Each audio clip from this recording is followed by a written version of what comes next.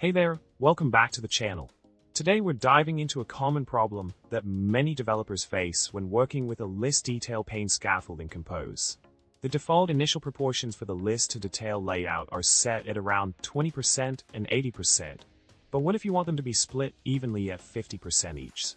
Well, that's the problem we're tackling today. Now, on to the solution that will help us achieve those perfect 50-50 proportions.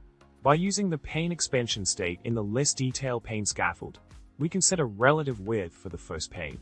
It may sound a bit tricky, but it's actually quite straightforward. You just need to create a variable called paneExpansionState, and then pass it as a parameter in the list detail pane scaffold. Next up in our solution journey, we're going to focus on setting that magical 50% width for the first pane by calling paneExpansionState.setFirstPaneProportion 0.5f. We're telling the scaffold that we want the first pane to take up half of the available space. This way, both the first and the second pane will have equal width, each occupying exactly 50% of the screen.